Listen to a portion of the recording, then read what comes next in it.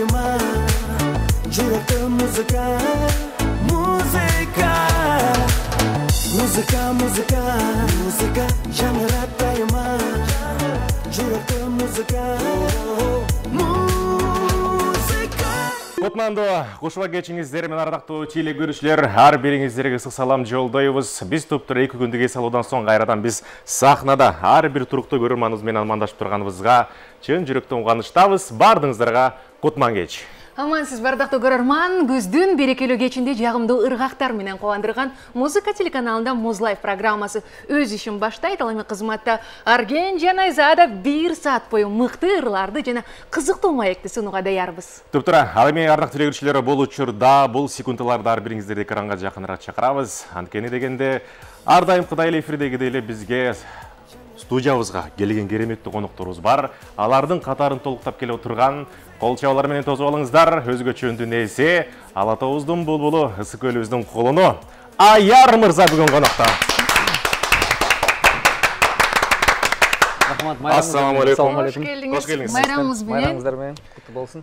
Ал эми ардактуу теле көрүүчүлөр, баарыңыздарды эскерте кетели. 23 сентябрь бүгүн Кыргыз Республикасынын мамлекеттик тил күнү менен чын жүрөгүбүздөн куттуктайбыз. Дал ушул майрамыбызды куттуктап атайын бүгүн мына ушундай супсулуу красавчик Аяр мырзаны конокко чакырдык. Бүгүнкү майрамыңыз менен куттуктайбыз дагы жолу кут болсун дейли. Бардык көрүүчүлөрдү Кыргыз элинде майрамыңыздар менен куттуктайм. Ушул мүнөттөрдө 1989 жылдан бери буюрса 32 жыл болуп атат биздин мамлекеттик тилибизге, андыктан улутубуздун байлыгы болгон биздин эне тилибиз күн сайын өнүгөрсүн дейли да келиңиз. Эми Кыргыз элин ушул жерден куттуктап кетпейли. Сиздин тил жөнүндө, Кыргызстан жөнүндө ыр сурансак. Эфирдин башында эле жалпы көрөрмандарыбызга жан дүн менен бир ойготурчу мындай эмоциялар менен бир кыргыз тили жөнүндө болбосо дагы бир мекенибиз жөнүндө даңктай турган чыгармалар барбы? Албетте бар. Анда Тоолор деген жагымдуу чыгарманы тартып алайлы. Кеттик. Ар тараптан куюлуп гүлөр акты, ырлар акты, ашыгамын теминип чабдаратты. Сени сүйкүң элесиң бажырайып, бажырайып, чапканатка жеткирбей бара жаттым. Тоолор,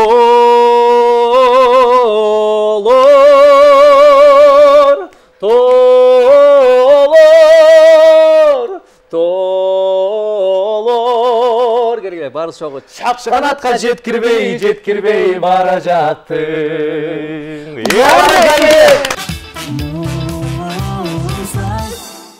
Ардактуу теле көрүүчүлөр, ар бириңиздерди экранга жакыныраак чакыралы. Бул учурда Арсен мырзага да ырашчылык билдиребиз дагы. Бүгүнкү болуп аткан эфирибизде мыкты маанайда, сонун маанайда улантабыз. Жаңы гана кошулган болсоңуз эске салып өтөлү, биздин коногубуз болуп келген Кыргыз эстрадасын жаркыраган жылдызы. Таланттуу мырза, анан сулуулуктун, жаштыктын сырын бүгүн төкпөй чачпай айтып берем деген Аяр дагы бир рет кош келдиңиз. Рахмат, чоң рахмат. Майрамыңыздар куттуу болсун. Рахмат. Бардык көрүүчүлөргө чоң ысык салам бизден. Сизди көрүүчүлөр сагынды болсо керек. Мен деле сагындым, өлө сагындым. Аз толкундан өтпөй машина келип алып. Канчадан бери эфирге келдиксиз?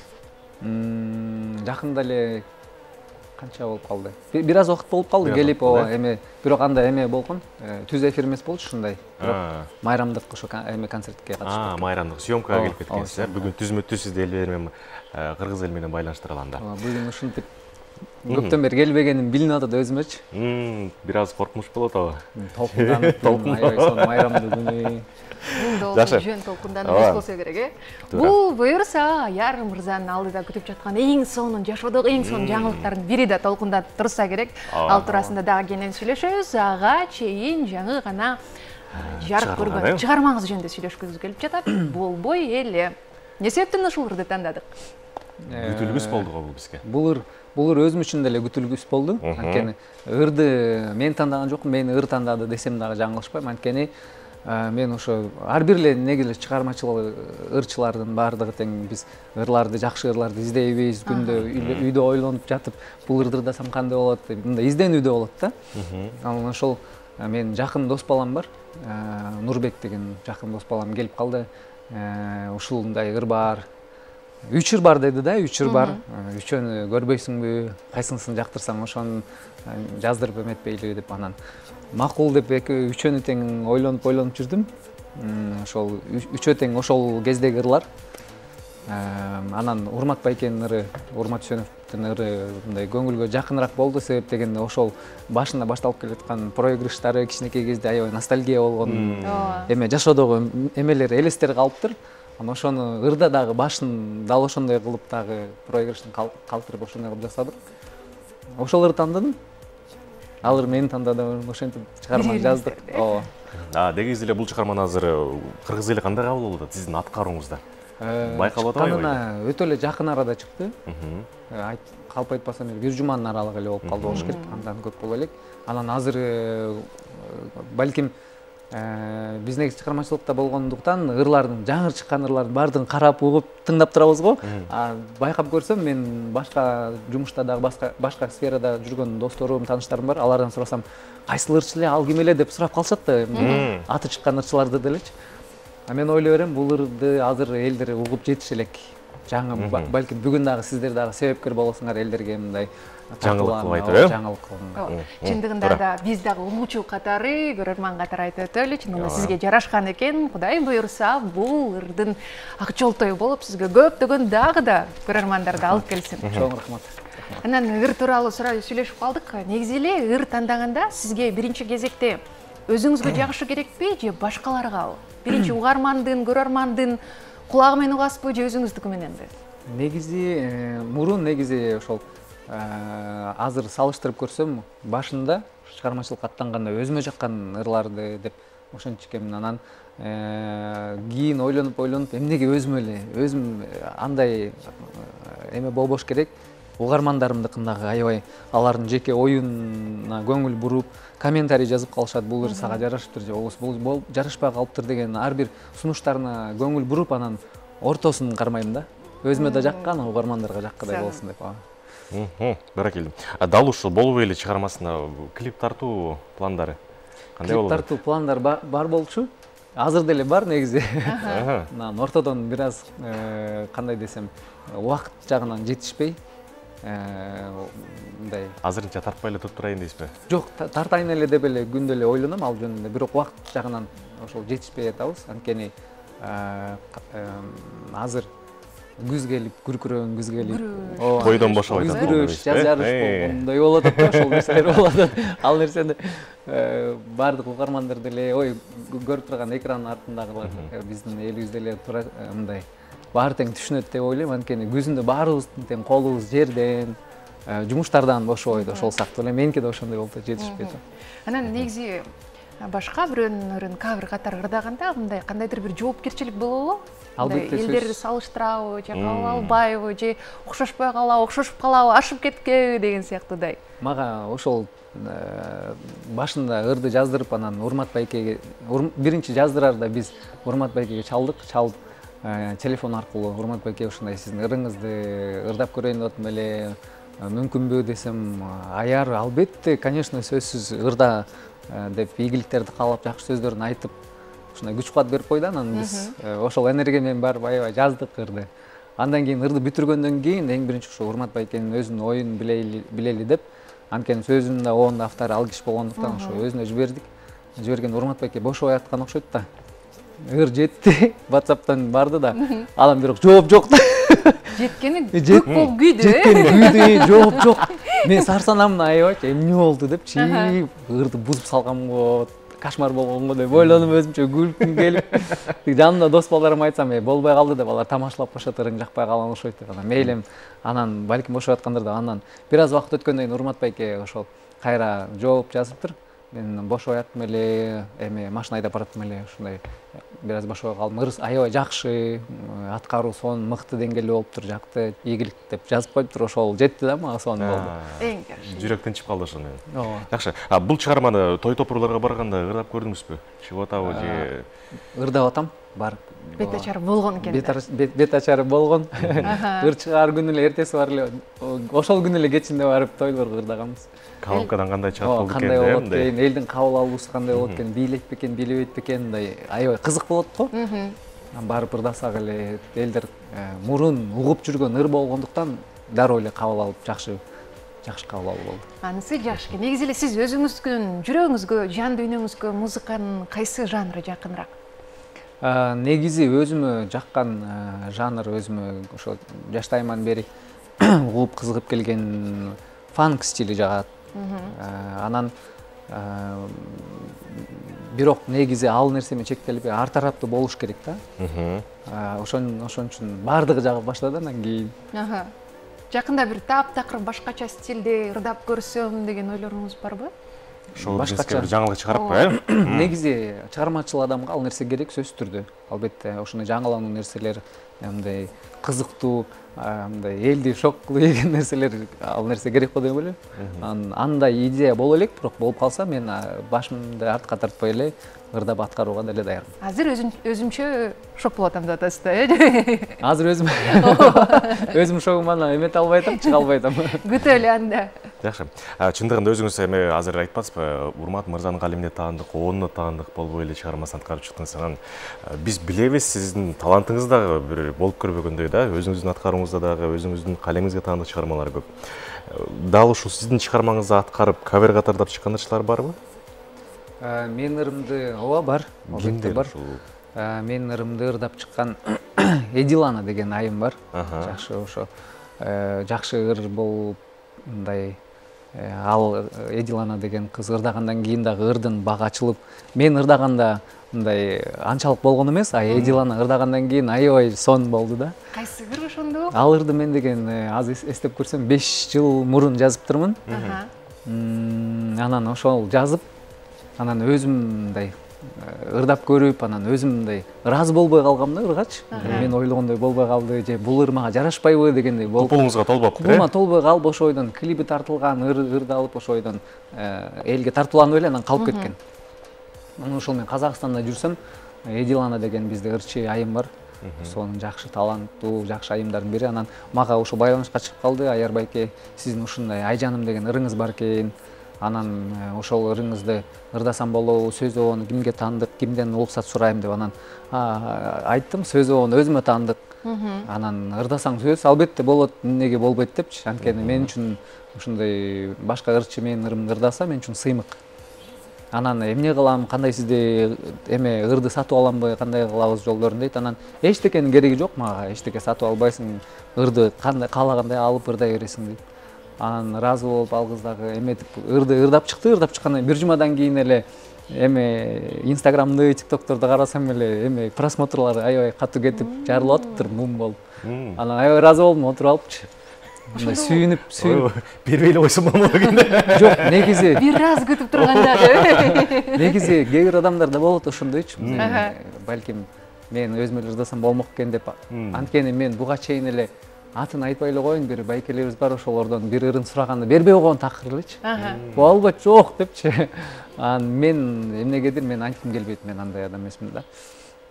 Анан ошол ырымды ырдап чыккан аябай мен үчүн сыймык болду, кубаныч болду, сүйүнүп аябай мындай башкача болуп толкунданып ушундай менин ырларым ырдап чыгышат экен, жакшы болот экен депчи. Чыгарманын аты кандай дедиңиз ошондо? Айжаным деген чыгарма. Айжан деген кыз экен да. Жок, Айжан эмес. Айжаным. Ай деп мындай. Ооба, өзүнчө. Айжаным деген сыяктуу да мындай. Азыр келиңиз анда Айжанымдарга ушул ырыңызды бир эске салып кетпейлиби, бир куплет сураналы. Мейли эске салып кетем. Айжанды сурап койчу дебесиз. Аны биле ырдаш керек да достор. Эмесин кайырмасын ырдап берейин. Айжаным, жүр жаным, кетеличи алыска, жетелешип турмуш жолунда. Айжаным, жүр жаным, макул дечи бактыңа, түбөлүктүү жарым болууга деген жагымдуу чыгарма ушундай. Азыр эске салып кеттиңиз көрөрмандарга да. Бул чыгарма жөнгөн ардылабайт, бунун өзүндө бир стили бар, бийлей турган, бийлей турган. Колдор менен буралып Эдилана деген айым ойлоп тапкан. Аны мен өзүм бийлей албайт болчумун. Анан экөөбүз чогуу ошо съемкага барып калганда, Аярбайке карап турсаңыз, момундай бийлейсиз мына деп мен колум катып калыптыр да, жыгачкенде тырышып калыптыр. Же бийлей албайм, араң үйрөнгөм ошо. Баракелде. Ардактуу көрөрман, кош келдиңиз Кутман кеч деп кучак жайган бул Муз Лайф программасы. Конокто болсо Аяр, биз эфирибизди улантабыз, а сиз жакыныраак келиңиз дейли. Ооба, ардактуу телекөрүүчүлөр, экранга жакын келебиз. Себеби дегенде азыр Аяр мырза менен атайын даярдалган бир оюндар бар эле. Аяр мырза, ордуңузда отуруп эле ойнойсуз. жүзүңүзгө жылмайып пайда кылалы бир аз. Ал жөнү эле ордусуна отуруп ойнойбуз, эч кыйынчылыгы жок. Азыр болсо колонкалардан атайын бир чыгармалар жаңырат. Ал чыгарманы сиз билесиз. Бирок биз ошол чыгарманы эле ырды бир аз татаалдаштырып койгонбуз. Мындайча айтканда ырдын темпи кичине батыраак болот, батыраак ырдалат, анан тескерисинче ырдалат. Башынан эмес, аягынан баштап ырдалат да. Сиз ошону жакшылап угуп туруп эле тапсаңыз болот. Мен ишенем, Майар мырзанын музыкалык билими, таланты менен сестерде табат деп. Анда ийгилик каалайбыз. Мактап атсаңар, баарын таппай калгам. Жеңил эле, бисмилла дейли, биринчи чыгармага кезек берели анда.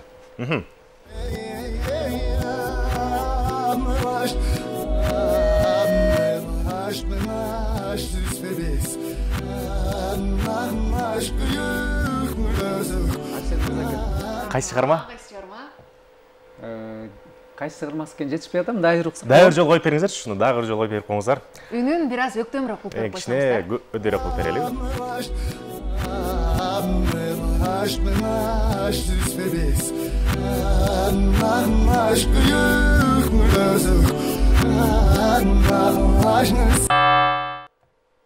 Кайсыл чыгармасы? Азыр ырдап берем азыр. Темпи азыр. Бир минут. Таптым азыр, тилим учунда турат. Кызылдарды айтып койчу болсойсуз. Азыр мына айтып айтайын депчи. Балким обунун келтирсеңиз анан сөзү келип кетербиз, э? Sen жалгыз калбайсың жалганда. Угуп көрөлү. Көздөрүң Ай, баракелде. Не? Баракелде. Машалла, жакшы. Эң сонун. Биз жалган эмес экенбиз. Кийинкиси. Кийинки чыгармага кезек берели.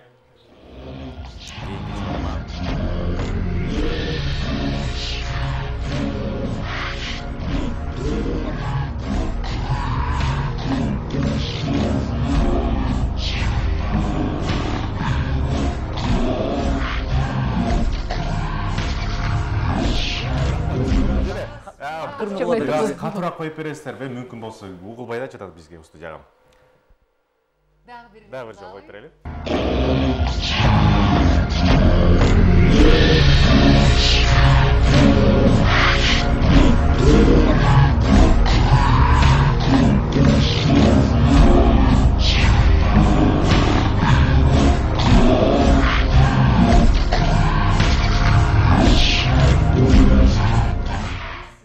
Багыт берип кетели, кыргызча эмес, чет элдик чыгарма.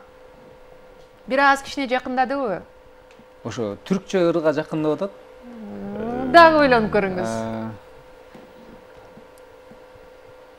Таппай калам го. Таппай калам, анткени аябай эле татаалыраак. Татаал болуп кетти. Макул, эгерде таппаганыңыздын саны көбүрөөк болсо, Арген мырзадан тапшырма болот.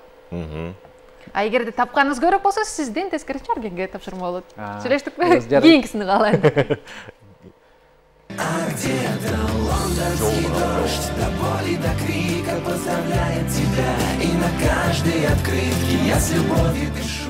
Бул жоо жанагы чыгарманы. Ооба, эстедиңизби? мен эме бул ырды тапмак эмес экенмин. Анткени бул чыгарманы билбейм.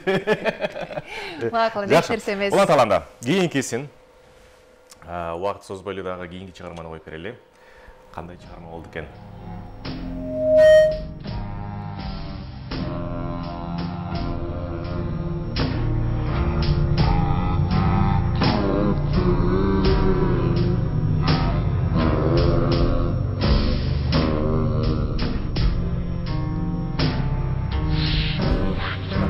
Рахмат. Бул жакта эмне болуп жүргөн?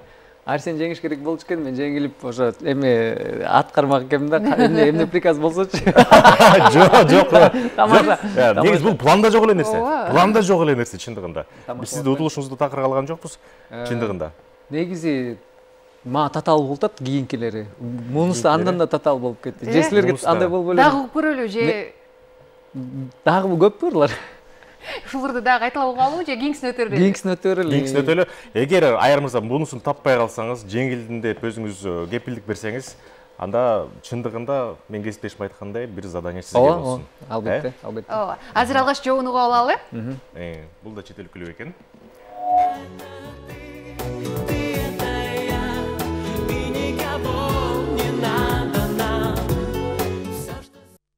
Бала чагымда көп ырдачу элем ушуларды.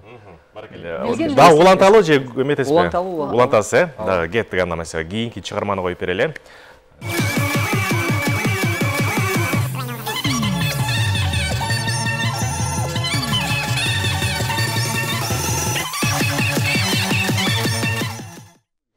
Угалы эми жоонун алчыдар ролу. Жоон коюп берип көрүңүздөрчү бизге.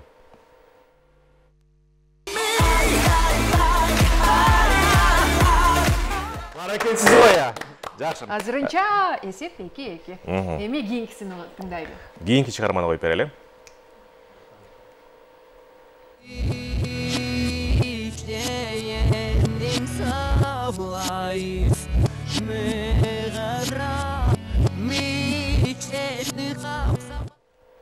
Жакшы, Султан Садаралиев. Да угаспы. Султан Садаралиев туура тапты, бирок кайсы чыгарма экенин таптырып көрбөйлүбү, э? Дагы бир жолу коюп бериңиздер анда.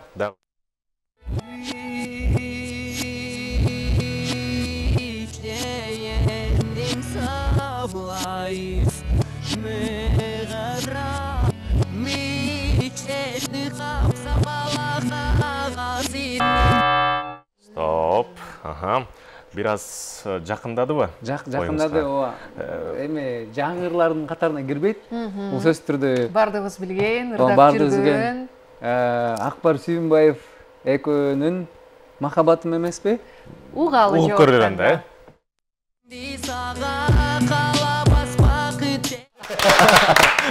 Жакшы. Сонун чындыгында барган сайын оорулушпай эле жеңилдешип барат окшойт, э? Арген даярданып мен даярданып окшойм. Бирок мен утулбаганга аракет кылам сөйдө дегенде менде мындан кийинки да оюм бар. Дайын болуңуз да. Анда эмесе соңку чыгарманы берели. Арген утулбагандын айласын көрүп атат. Кийинкисин угалы. Соңку чыгарма.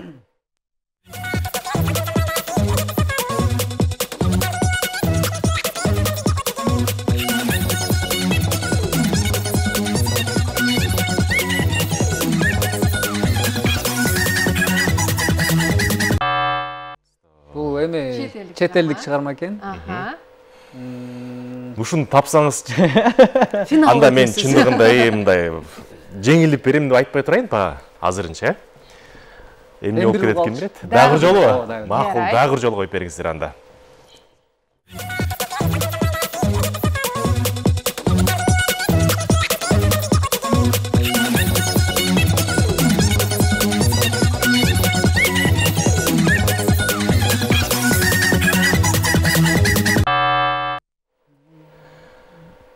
Кандай дейсиз? Жооп барбыз сизде. Угуп турмун, азыр ырдын атын эстей албай атам. Ким ырдайт мындай макул? Ырды эле айт, ырдаган ырчынын эле атын айтып коюңузчу макул. Мейли жеңиле берейин. Тапкан жокмун. Чын элеби? Көпкө күтүп калабыз. Көп күтүп калабыз. Макул, азыр жана илгерки компьютерлер бар эле го. Кичинекей эми күчүктүн же мышыктын сүрөттөрүн поисктти бассаң, кечки издейт го. Ошондо кечки издеп атат азыр. Азыр жооп калганда, э? Мен да кайсы күчүктү окуйм. Кеттик анда.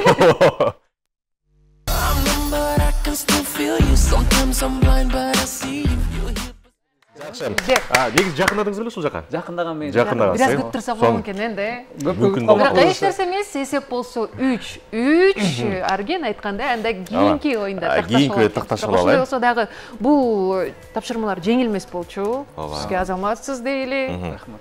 Жакшы. Кийинки оюнга өтө берели же суроолорду берип алалы? Мен оюм боюнча оюнду бир аз токтото туралы дагы анан жаңылыктар тууралуу сүйлөшөлүчү. Ал жаңылыктар болсо эми баардык кыргыз эли көргөнү бар, көрбөй жүргөнү бар, билбей жүргөнү дагы бар. Алардын бирин айта турган болсок, сиз быйыл бойдокчулук менен коштошконго канча болуп калды? 8-9 ай болду. 9 ай болду, э? 9 ай. 1 жылга жакындап калды. 1 жылга. Негизи кандай айырмасы бар экен? Не өзгөрдү? Бойдокчулук менен, э? Негизи ошол өзүм үйлөнө электе достор менен отуруп калабыз, агалар менен отуруп калабыз, анан мен кызык болуп эле алардан сурай берчимин, кандай өзгөрүү болот, эмне болот десем. Кээ бир айтчу да, үйлөнбөйлү кой депчи. Болбойт азыр, кое тур депчи. Жаш азыр эме иштериңди кыл депчи. Кээ бир тааныштарым айтчу, үйлөнүш керек. Үйлөнсөң баары жакшы болот, мындай болот, анан кимисин угарын билбей каласың да. анан аягында мейли эч кимди укпай эле коеюн, өзүмдүн жүрөгүмдү өзүм менен кеңешейин. Анан өзүмдү жакшылап тыңдап көрсөм, өзүм негизи ошол үйлөнгөнгө өзүм даяр болуп калган кезим экен. Жашым дагы ошол үйлөнгөнгө мындай баары эч жака кача албайсың да, ошол жака келип калган экен да. Аягы болгондо экен. Анткени үйгө барып жалгыз отура алып, чай ичким келбейт да. Чай ичип, тамак ичип эметким келбейт. Анткени ой баса берет. Жалгыз отургум келбей, анан чыгып алып кетип калам. Анан жумуштан барып тамак ичип, чай ичип ушундай көп болуп кеткен да аягында. Жалгыз жол жүргөндө дагы ойлоп көрсөм, мен мурун билинбептир, мына жүрө берчү экен, кийинчерээк уже анан алыска жолго чыкканда жалгыз элечи музыка коюп алып, анан жалгыз эч менен сүйлөшпөсүн өзүм элестетип койду сизди. Көп барып келем мына көлгөчү. Анткени мен ата-энем өзүм көлдөн болгон. Көлгө мындай алыс жолдомун. Азырда жол жасалып атат, ошол жакта мындай кете бериптирмин да. Анан койду, анан эметейин болбойт мындай деп анан Алладан сурай баштадым. Алла мага жакшы өмүрлүк жубай бер. Жалгыздык өзүңүзгө эле таандык, өзүңө эле таандык мага түгөй бер деп жакшы ошондой тилектерди кылып, анан Орозо айы болчу. Рамазан айында ошо күндө кечинде тахажжуд намазда тынбай күндө сурадым. Ыйлап сурап, күлүп сурап, ошентип атып анан Орозонун айы бүтөргө 3 күн калганда ошо Алла берем десе мындай берет экен да. Мен деп эле астыңызга салып берди. Мен сага деп элечи. Сураганды туура сурап, анан ошол эле учурда саурду болуп күтө да билиш керек экен. Анан мен негизи ойлоп көрсөм, ушул жубайыма жолугуш үчүн аябай көп эле чыдаптырмын. Мындай өзүмдүн сабырымды колума кармап, аягында болбой баратканда балага ыйлабаса баланчагайда деп айтылат эмеспи? Ал кыргыздын эле сөзү. Ошол илгерки сөздөргө көңүл буруп, ошо ата бабадан калган ушундай сөздөргө көңүл бурсам аябай мааниси терең да. Анан ошентип анан ызылдай баштадым да. Мага бериңиз алайын, болбой калды депчи. Бүгүнтө баштап практика кылып баштайт окшойсуң. Анан ошентип атып анан. Мен де ыйлайын анда. Жок, негизи неме экен да мындай. Нике кайып деп коет экен.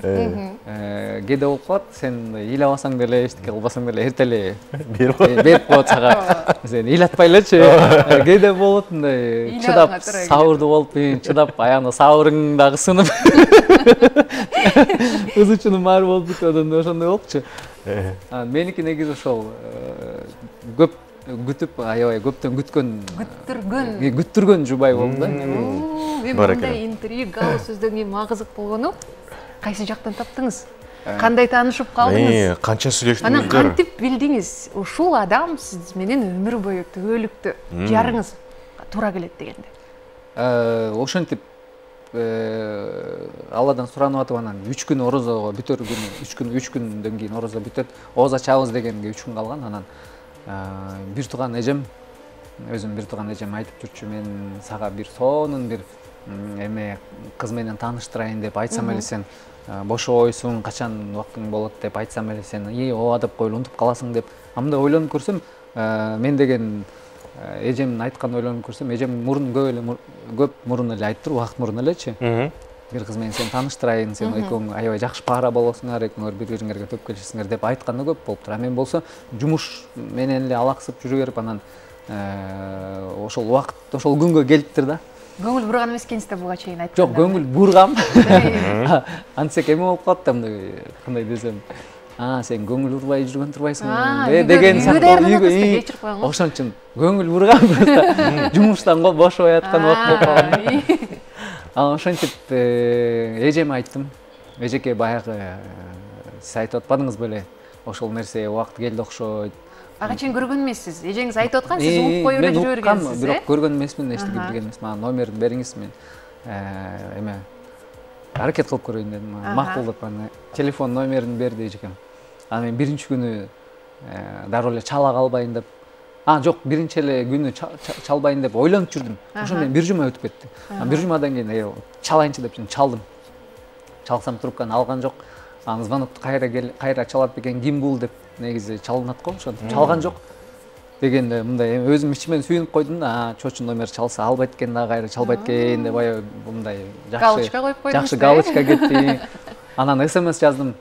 Саламатсызбы депчи. Аябай эме бала болчу мындай. Кандай десем, сылык бала болуп, саламатсызбы деп.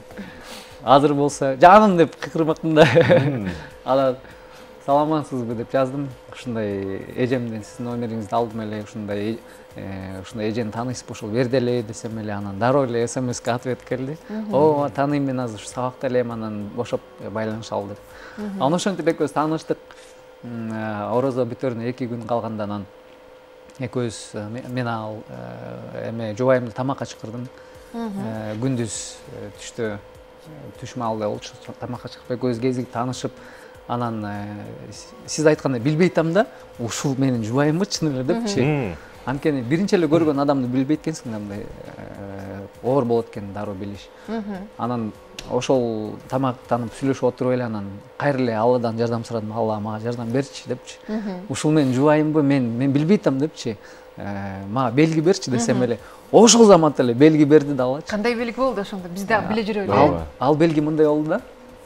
Мен өзүмдүн апам экөөбүз сүйлөшүп отуруп тамак ичип отурганда, мынтип тамак мындай тарелкада тамак күрүч болсо, иши кандай тамак болбосун, кээде ойлонуп кетип, анан тамакты мынтип жылдырып, болбосо баары эле окшош эле, ошону жылдырып, анан тандап жечи да. Анан карасам жубайымда ошентип атат. Мен өзүм апамдай болуп тандапчы. Ошол белги болду да мага, ошол белги болду. Анан дароо эле апаңызга окшоштурдуңуз. Ошол жерден дагы белгини дагы момент кармап калдым, түшүнүпчү. Дароо үйлөнө болду деп салдыңызбы анан? Анан негизи аз айтып берейин да сиз. Шашпай турайын.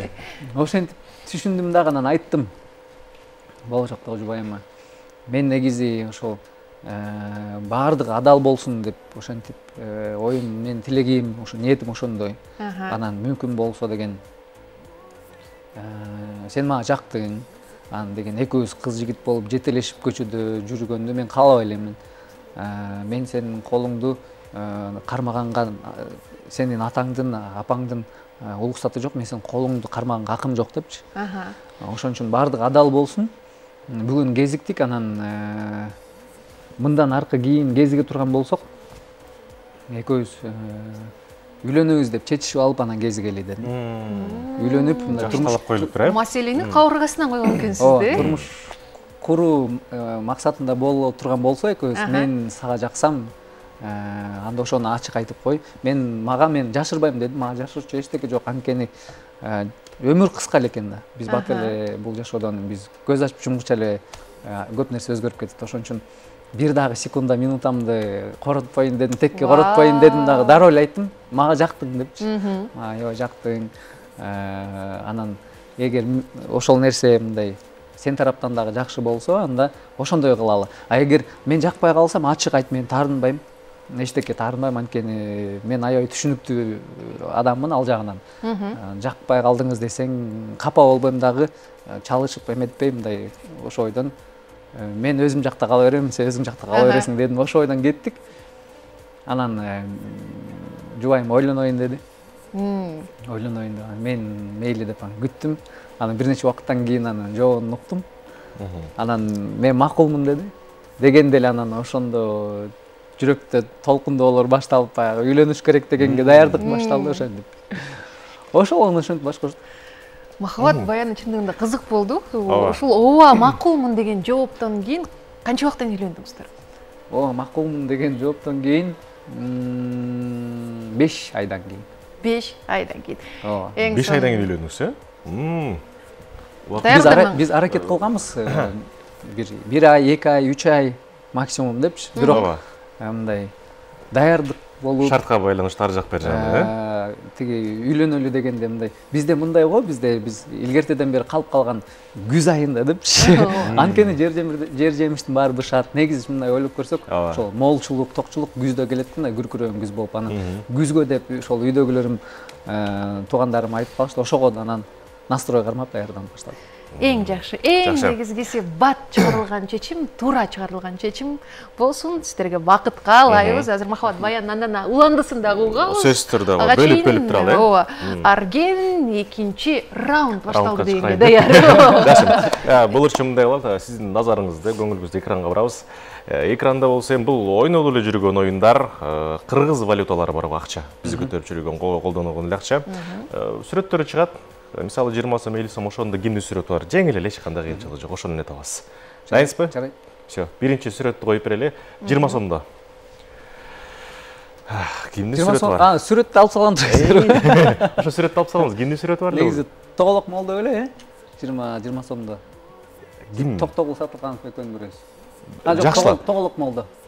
Жакшылап ойлонобу? Өзүнүн атын эстесеңиз. Каймана ат катары колдонуп келет, э? Тоголок молдо деген. Өзүнүн аты. Мен негизи ошол Тоголок молдо деп эле тааныйм дейбиз. Ошондо таанышканбыз деп. Колума кармаганда эле ошондой болуп кетесизби? Бул кишинин мындай биздин сыймыктанган инсандардын сүрөттөрү да сөзсүз түрдө. Анан кечирим сурайм мен жактан ката кеткен болсо. Бирок мындай акчада мен ошондой көрүп жүрүп эле, ошондой көнүп калган окшойм да. Туура таптымбы? Туура таптым. Ооба, туура. Жакшы, эң сонун. Анда биз кийинки сүрөттү коюп берели. Кийинки акчаны. Кайсыл? 1000 сом бекен? 100 сомбу? Бул 100 сом. 100 сом. 100 сомдо Токтогул Сатылганов беле? Азыр көрөлү. Жооп туурабы, жооп? Баракелде, жакшы. Токтогул Сатылганов экен, жакшы. Акчаны жакшы көргөндөрдөн эмесмин негизичи. Жакшы. Кийинкисин коюп берели. Бул 500 сом экен. Бул 500 сом эме? Саякбай Каралай. Манасчы. Жакшы. Жооп туура, эң сонун. Кийинкисин коюп берели. 1000 сом. Сиз жакшы көргөн, биз жакшы көргөн 1000 сомдо. Не. Эстеңиз. Ошон үчүн айткам да эме кыстырмалардан кыстырганда 1000 сом 5000 сомдук болсун депчи. Тамаша. Ойлонуп көрөлү. Шашылбайсыз эч жака. Азыр. Көрөлү шашпай. 1000 сом акча. Чөнтөктө болсо алып чыгып мындай жардам сурап бирөөлөргө телефон чалып. Азыр. 1 мүнөт. Баягы эле Бирдеке мындай баягы билбей калган учурда, таппай калган учурда кеңеш сурайсызбы келинчеңизден? Негизи Кеңешесизби? Ким менен кеңешесиз? Келинчеңиз менен. Сөзсүз түрдө албетте мен көп нерсени. Азыр бизди көрүп атабы? Билеби эфирде экенбиз. Ооба. Чалып көрбөйсүзбү? Телефонду алып, Мен телефонум Номерин жатка билесизби? Телефонум дале. Телефонум билет да. Телефонуңузду билбейсизби? Мен телефонуңузду алып келейинчи анда. Ооба, телефонуңузду деле алып келип берели. Жеңеке, сиздин номериңизди үйгө баргандан кийин жаттатып коюңуз дейли. Ушундай учурлардан керек болот деп. Ойбай, мынакей келиңиз, телефонуңузду берели. Чындыгында бул учурда жубайыңызды көрүп турса, биз жубайыңызга ысык салам жолдойбуз. Телефонуңузду алып даярданып туруңуз, сиздин азыр жолдошуңузга бир жардам керек болуп атат. Кеттиби док? Гонки коюп алалы. Мен телефон чалган атам деп айтып койдум. Ал деп. 1000 сомдун жообун даярдап койчу келеби депчи. Мен ойлоп атам азырчы даярданып атса керек, уже Google'да ачып, Жакчылар капчыктан алып жүргөн, э? Ким бар эле? Кеттик удак. Оо, менин сүйүм деп сакталган. Кандай сон? Алло. Айдан. Сен телевизор көрүп аттың беле, прямой эфирде? Ооба, көрүп аткам. Анан жообу кандай болду? Жусуп Баласагын. Туурабы? Ооба. Точнобу? Точно. Үйдөгү мен кошелегимди ачып карап койчу деп. Аны өмүрлүктөрүңүзгө салам айтабыз биз. Чоң рахмат, макул. Жусуп Баласагын, баракелде туура, эң жакшы. Кийинкисин. 200 сом дейт. Алыкул Осмонов. Да, роль атап. Туура, жакшы. Жоң көрөлү. Кийинкиси дагы барбы? Кийинки 5000 сом. Сиз жакшы көргөн. Бул акчаны көргөндө ар бир баласы сүйүнөт кумда, жүзүнө дароо жылмай пайда болот буну көргөндө. Телефонумду издеп баштабайбы? 5000 сом. жана эле айтып атпыңыз эле го мага жалаң 5000диктер келет. Жок, ошондой жок, айткам наоборот 5000диктерди кыстыргыла деп айткам деп тамашалап атпаймынбы? Кимди апайлайсыз? Эстедиңизби? Сүймөн Кулчокмуров. Баракелде. Жоопту көрөбүз. Жооп. Баракелде, Сүймөн Кулчокмуров. Жакшы. Азыр анда ушул мүнөттөрдө мен дароо эле суроодон биринчи келиңиз. Жубайыңызга ушул жерден жакшы сөзүңүздү айтып, жана рахматты айтпай калдыңыз окшойт. Мен атайын күтүп турсам. Келиңиз анда миллиондогон көрөрмандардын алдында сүйүктүүңүз болгон сезимдериңизди билдирип, анан ыраазычылыгыңызды айтып кетсеңиз болот. Жеңем телефонду алып алсын азыр биринчи. Телефон даярдап алыңыз биринчи. Түз эфирде сизге сүйүүсүн билдирген тат азыр. Кеттик. Негизи аябай кыжалат кылып саласыңар го. Музыка бар мындай фоновый музыкалар бар биздерде.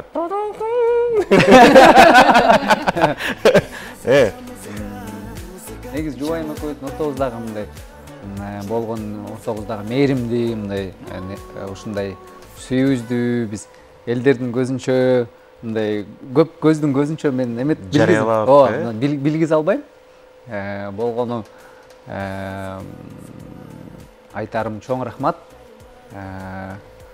Экөөбүз ар дайым айтабыз. Мен сени Алланын ыраазылыгы үчүн жакшы көрөм, сүйөм деп, жакшы көрөм деп ошентип бири-бирибизге ошентип айтабыз. Ошону дагы айткым келет. Алланын ыраазылыгы үчүн менин өмүрлүк жарымды жакшы көрөм, сүйөм. Баракелде. Бар болуңуздар, сүйүңүздөр түбөлүктүү болсун. Чындыгында Арген байкадыңызбы, байкаган жоксузбу? Аяр мырза чындыгында үйлөнгөндөн кийин таптакыр башка тарапка өзгөргөн. Жакшы жакка өзгөрдү. Буга чейин жаман сөзүн алып, жакшы өзгөрүүлөр бар дегенди айткым келди. Начар адам болсо дегенде. Жакшы тарапка дегенде эле ар жак айтылып калбады буга чейин. Эми азыр жакшы. Үйлөнгөндөн оңгоп адам болуп калды дегенде болду да. Чындыгында тасаттан башталган. Азыр жакшы жакшы дейт. Анан жеңебиз тууралуу сөз болуп калбадыбы? Дагы бир акыркы суроо болсунчу жеңебиз тууралуу. Эмнеди беркиледиз? Келинчегиңизде көбүнчө айткан сөзүңүз. Алтыным, жаным, берекем, көлөкөм. Ооба, ошондой эле. Мындай өзүңүз болду дейсизби? ар бир аларды айтсам, аны каткыласыңар. айтып көрүңүз, жок эми, бирөөнү айтып көрсөңүз. Угармандардын баары билип болот да. Жок эми, эмне беркилдиз? Азыр ушул жерден көрөп жеңем күлүп калышы мүмкүн, маанай көтөрүлүп. Негизи азыр түз эфирди менин жубайым эле эмес, менин атам, кайнатам деп эле көрүп атат. Ошон үчүн мен бир аз тартынып турам. Андек эле кыргыз элимдин алдында ал нерсени ал экөөбүздүн жеке жашообуздагы нерселер экөөбүздө эле болсун. Уялам дейм, уялуу. Кыргыздын уулу болгондон кийин бизде кандай десем, уулууга урмат, кичүүгө ызат деген бар, ошон үчүн. Мен тууралуу айтып турмун барген. Бир аз тартынуу сезимдер болуп атат ал. Сиз башкача сөздөр менен эркеленип окшойсуз, айтпаганыңызга караганда же. Жок,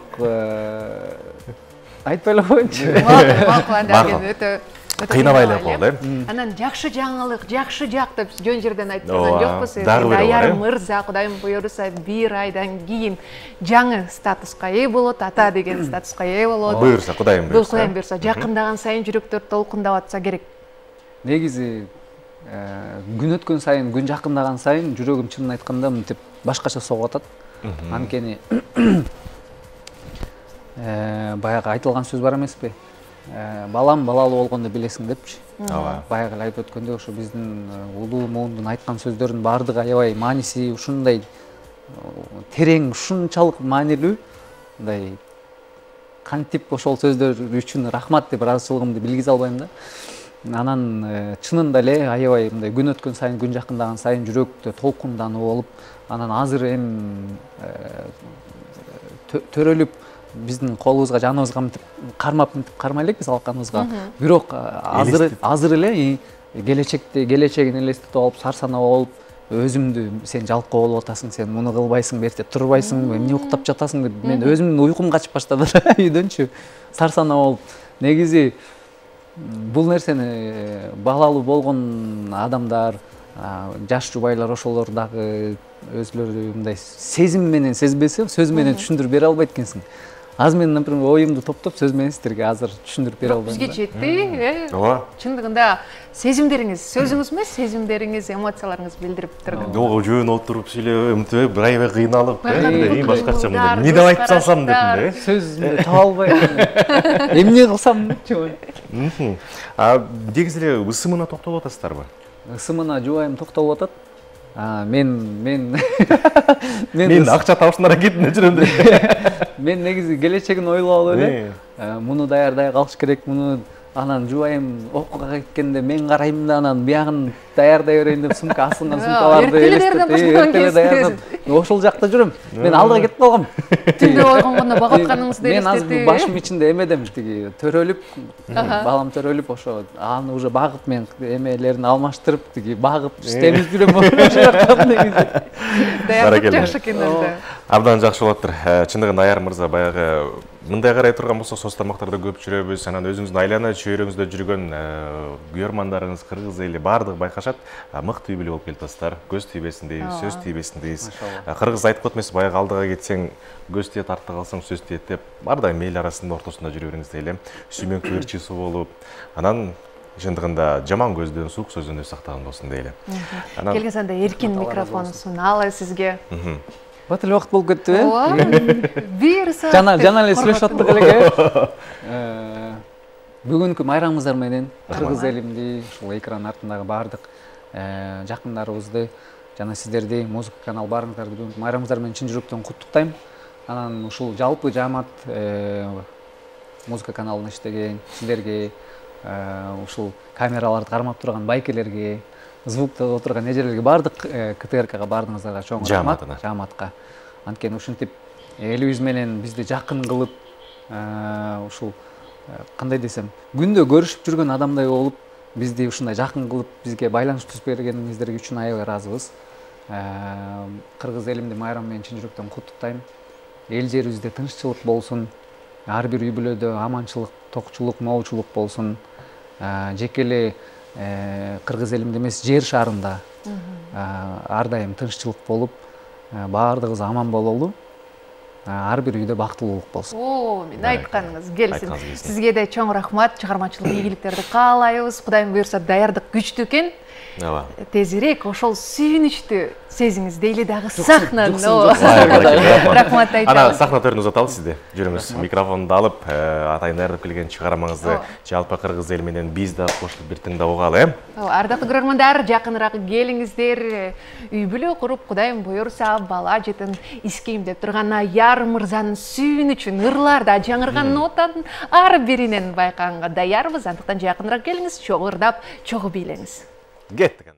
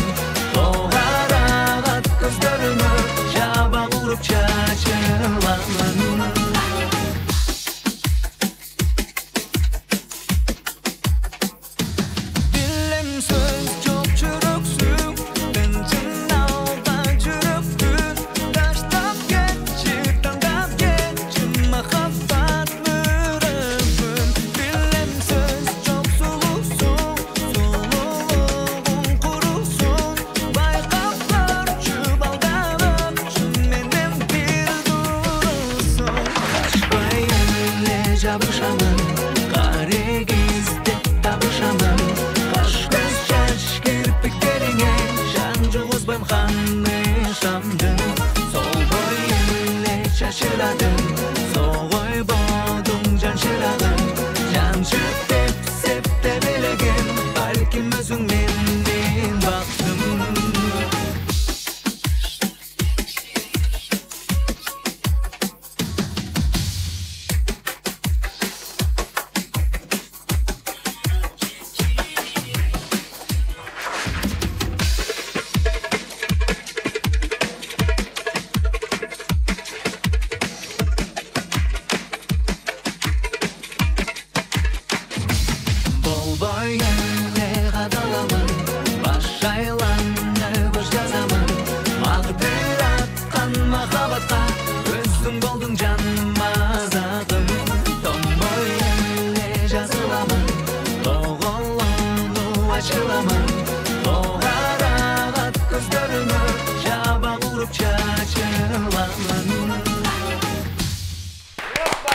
браво, чындыгында мыкты чыгарма болгон, сизге сонун жарашкан экен. Тойго жарашып турган, бир бийлей турган чыгарма болгон тургай бул да. Расыл билдиребиз. Ал эми ардактуу телекөрүүчүлөр, убакыт учкан коштойт, билинбейли 1 саат убактыбыз дагы өттү. Сиздер менен коштошо турчу убакыттар да келди. Сизге чоң рахмат айталы, ал эми кызматта болгон Нарген жана Айзада. Сиздер менен коштошпойбуз, болгону кийинки Муз Лайф программасынын чыгарылышында көрүшкөнчө.